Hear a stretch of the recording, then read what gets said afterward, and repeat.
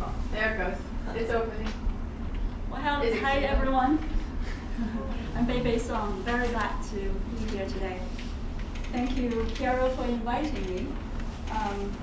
I am honored to talk about the San Francisco Bay Area art scene at Piero's request. Can we put on the play mode? In the beginning, though. Yes, I will, thank you. Let me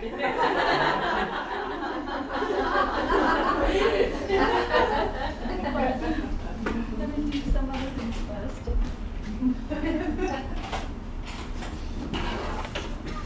All right. So yes, Piero asked me to talk about the San Francisco Bay Area art scene, which I'm glad to do, but I have to preface it by saying that, of course, that's a very large subject, and one that I'm not necessarily qualified for, because I'm neither an artist, nor am I from the art world with any art credentials. I started curating science and technology art about 3 years ago. In the way that I understand it, and I have been learning about the Bay Area art scene as I go. So I'll be speaking from an outsider's perspective, and that may or may not be interesting to you, but we'll see. I'll tell you a little more about my background, since Piero had trouble introducing me. I'll give you that little background about myself and about Essinova so that you would know where I'm coming from and also have a context of my perspective. A very brief start in law in the very beginning of my career, but followed mostly by business in the mix of marketing, business development, PR, contract management, etc. role at either in employment or independent consultant with a variety of industries. At the moment, I am teaching executive education focused on corporate innovation at Stanford Business School, where I got my MBA. For a few years, I also had run a media boutique covering the clean tech, life sciences, health and environmental innovation. And we had a web publication and also produced digital media for clients for marketing communication purposes. It was towards the end of that period that I discovered this intersection of art and science and technology, and I've been so fascinated with it ever since that I couldn't stop pouring time in it. After curating a virtual gallery and blogging about the space for a while on the side, I'm evolving the business into a creativity agency.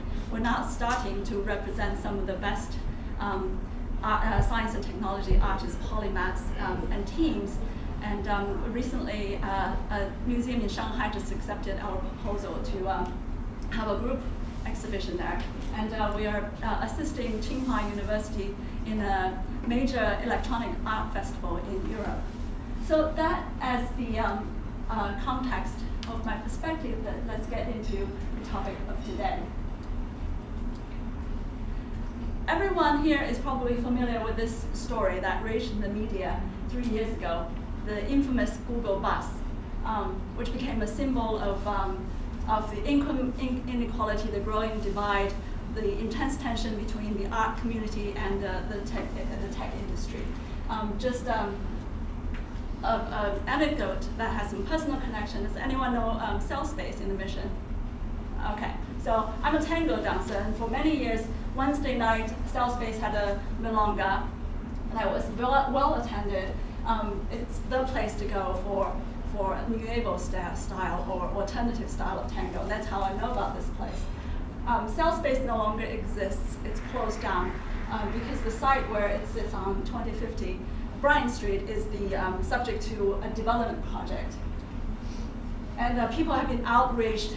They're calling the project the Beast on Bryant. A petition has been going around calling for a Beauty on Bryant, trying to stop the project. So, I mean, of course, it's not the artists, but also art businesses, and this is galleries that had to go from one side alone, from that address in Union Square, because MuleSoft was expanding. So that seems like a pretty grim picture, doesn't it? As we entered the first half of 2016, though, we're seeing a rather different picture, looking from a different angle. So this was in February. Pace, the New York-based Pace Gallery, launched their first presence in Silicon Valley with a bang. This was their pop-up gallery in Menlo Park. The first show was Living Digital Space in Future Parks, and you probably have all heard of it, by Team Labs. It's still going, and it's going to go till December. I don't have the latest statistics, but the first 3 months it drew in 45,000 visitors, which was quite an envy for a lot of the galleries or even museums in the area. And then in a 1-2 punch, they opened their permanent location in Palo Alto. This was the line waiting outside of their opening reception. The opening show is by James Turrell. Anyone know him? Oh, yeah. This is Supernova. And so I don't have to talk about it. If you like his work, it can be had between 16 and 850 grand.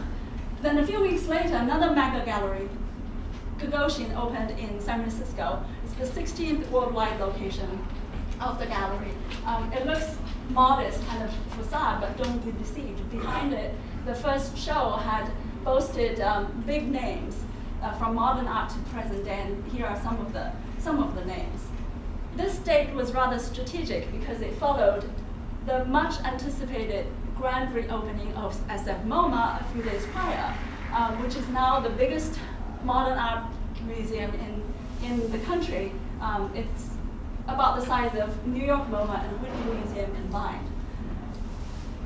SF MoMA is not the only museum that is enjoying glory these days. Asian Art Museum has expansion plan across the Bay. Both Berkeley Art Museum and Pacific Film Archive have slick new locations.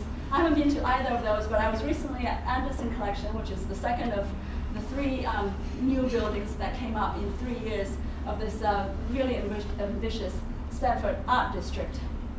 For those that are really plugged into the art world, you would know that actually San Francisco is not considered to be a top-tier art city.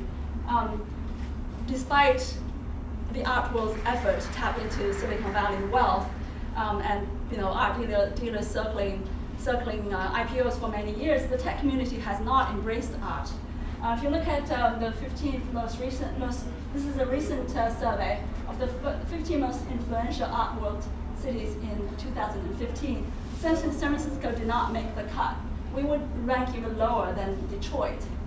However, with the influx of the mega galleries and the expansion of all the top museums, that may be changing, and some is already talking about an art resurgence. So we have, on the one hand, exodus with artists becoming endangered species, and on the other hand, the city seems to be catapulting onto the world stage. There are also things happening in the middle. So in between the 2 Pace Gallery openings, there's another major opening, the Minnesota Street project you probably also know about. So they combine all the artists and galleries and nonprofits in a brand new project, in a brand new concept. The idea is to offer affordable rent and also to take out inefficiencies by sharing facility among different operations. So this is the venture capitalist Andy Rappaport and his wife's way to step in and do something about the exodus. And as the name suggests, it's on Minnesota Street. It's not random. It's a new anchor for a district that is already emerging as a new art and design district between the historical Dogpatch and Potrero Hill and the Mission, which is known collectively as the Do-Re-Mi district. So all of the museums, if they are for the top brass, the blue chip, big art, this is for the up and coming. So it shows the up and coming work as a showcase, but it also shows it's a place where art is being made. The creativity process is taking place. Speaking of where art is being made, here's another form of creative space and programs that is gaining popularity not only among art institutions but also tech companies.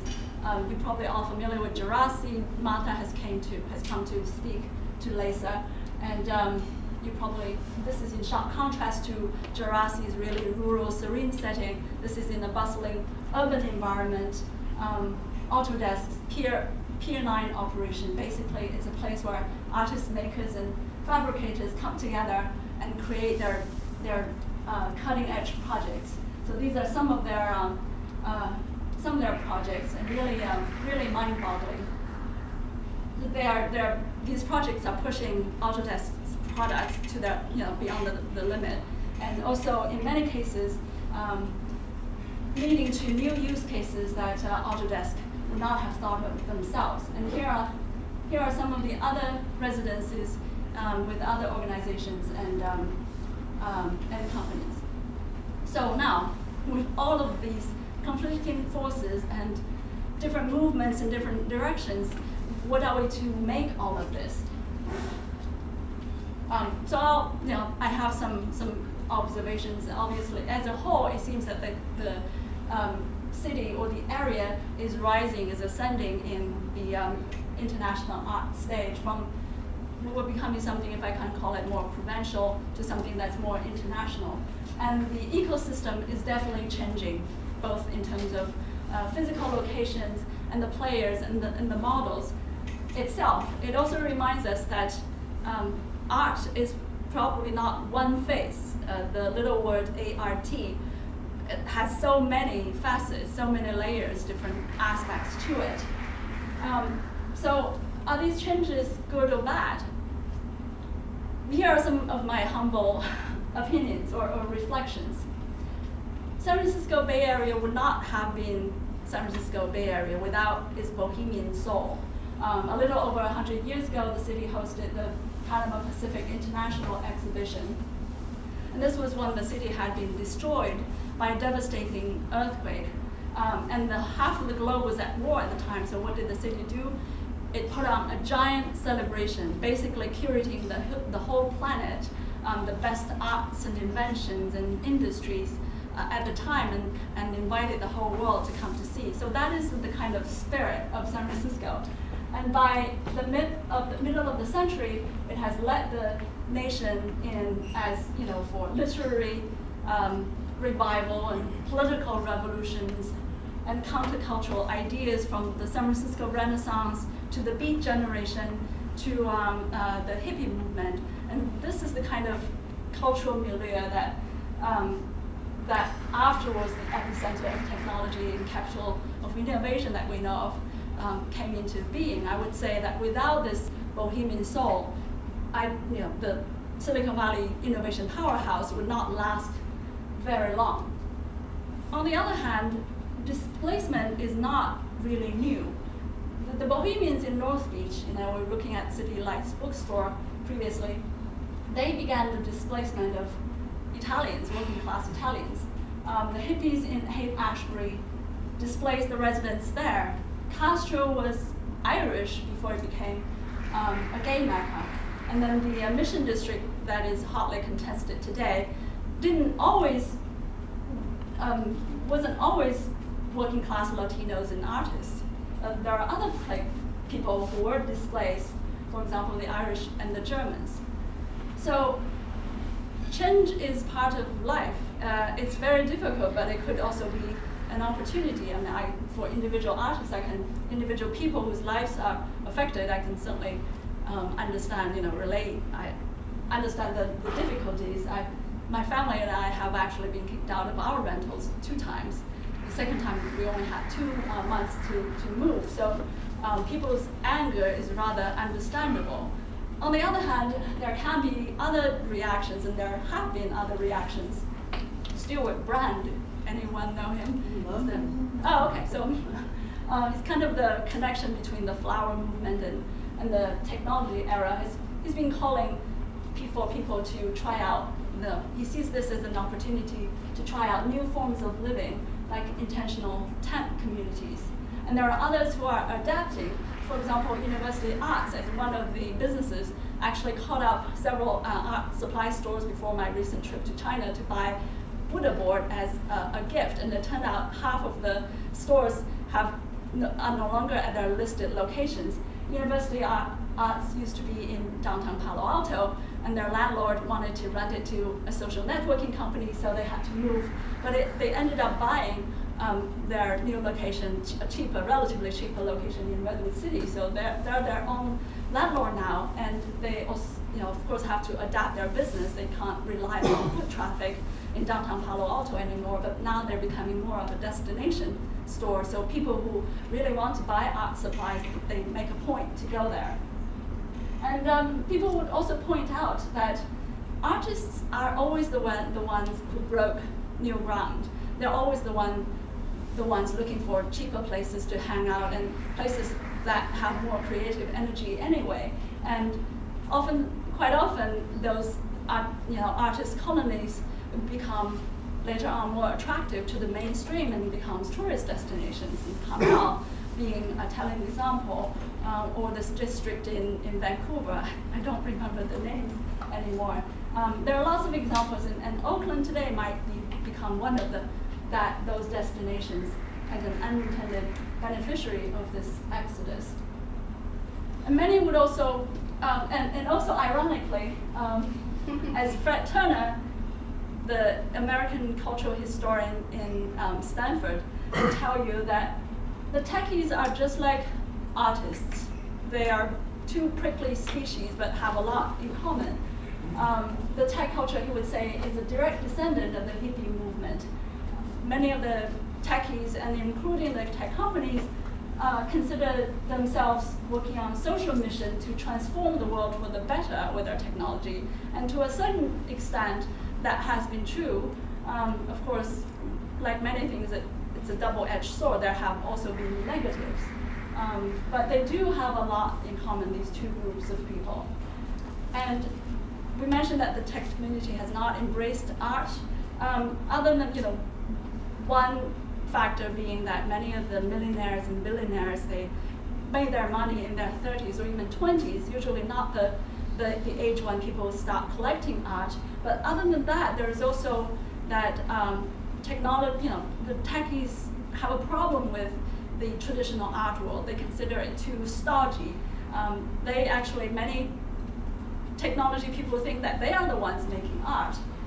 In a sense, there is some legitimacy to it, because in the art history, there have been many times where the highbrow art world was too slow in embracing new forms of art, which calls into a question of, what is art? How do we define art? Are there new definitions of art that we need to consider? And I know we have a panel later on that addresses this particular point. And another issue with modern day art world is that the art world has been cleaved from the world. Art has been separated from everyday life. So we go to the museums, we go to galleries to see art, but it's not part of everyday, and didn't used to be the case, and it doesn't have to be the case. If we look at many of the creative epochs in human history, ancient Athens or Florence, etc., we look at great vases with awe, considering it a work of art. But at that time, they were utensils. They were water jars. They were wine vessels. But they were made with art nonchalantly. It's only today that we separate form and function, and maybe it's time that we reunite them back together, with beauty and function back together. So looking at this, amidst this tension between art and technology, a successful entrepreneur, Chinese entrepreneur, sums it up really nicely. I know we're in USF today, but Piero Lese's sessions in Stanford usually is held at Li Ka-shing Center. Li Ka-shing is that Chinese entrepreneur. He was giving a commencement speech just at the end of June at Shantou University, where he's a major donor of. And he said, I translate, "Science and technology are cornerstones of high growth. Human creativity is the engine, but social inclusion is the fuel. Only with all three can we enjoy dividends from a virtuous cycle." I think the fact that he remarked on this shows that really the tension and the huge changes is everywhere. It's not just in the Bay Area. It's worldwide, with this mind-boggling technological changes and the changes in the world. But the point being that the three have to be in symbiosis.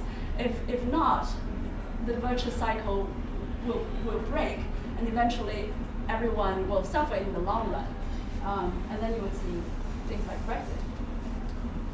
So that's actually where Essinova is trying to play a small role. On the one hand, we're trying to help society understand and engage in science and technology through the beauty and critique of art. On the other hand, we're trying to bring art into science and technology and perhaps more broadly into innovation, where researching and developing value propositions for art for art's capacity to catalyze innovation. So we think there's something beyond design thinking into art thinking. If anyone has a perspective on that, I'd love to talk to you. Before I finish, I just want to acknowledge my colleagues and friends who contributed to putting this together. Maria is here. I think Rishan was going to be here, she's not. So thanks for the help. And this is some list of other Bay Area resources, not exhaustive, but some of the major ones. In terms of blogs and publications, you're welcome to browse our gallery and blog. We are going to have a new website for the agency side of things, but this is more content, which might be more interesting to you anyway. So thank you very much for listening.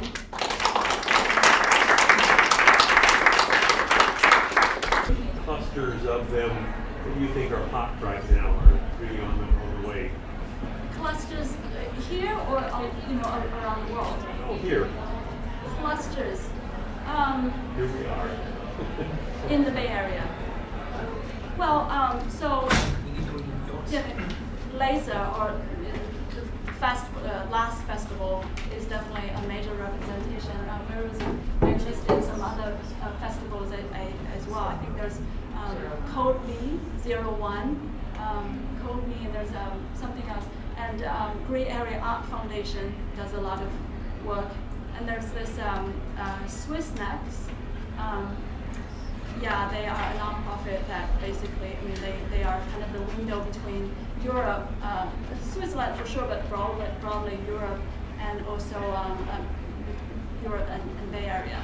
And there has been, in terms of internationally, I would say there has been more with Europe. I think they are kind of leading the way in terms of academics and what have you. But I'm seeing things happening in Asia as well, China, for example.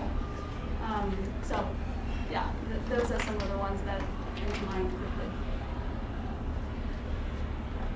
One more question? Yeah, I thought timing was nice. Go for it. Okay. Well, I was curious.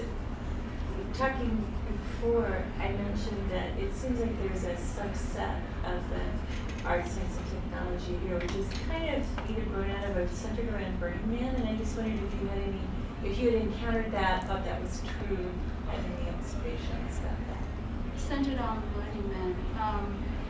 There's a guy, I haven't met him, but didn't you have a Burning Man, Muhammad?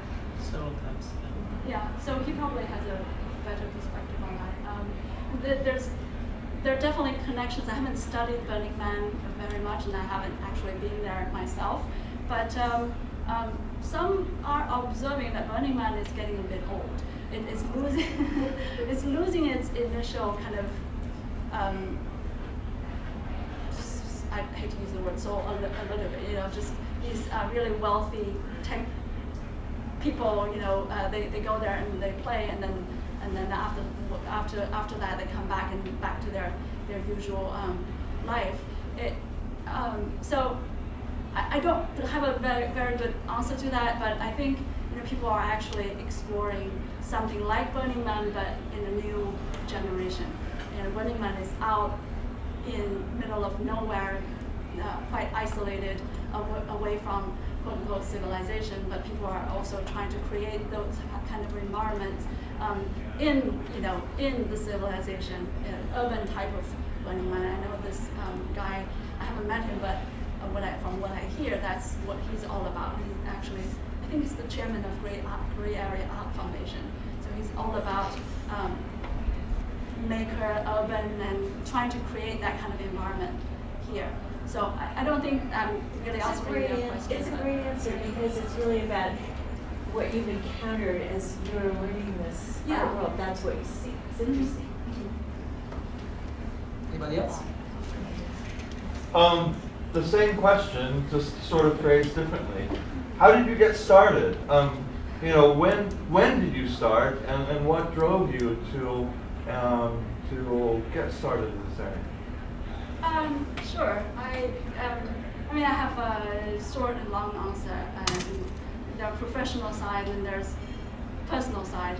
Professional side, as I mentioned, I was running this media boutique for a while, and the subject matter was very much science and technology, life sciences, type of clean tech, environmental, and all of that. Because I've been very much into innovation and technological solutions.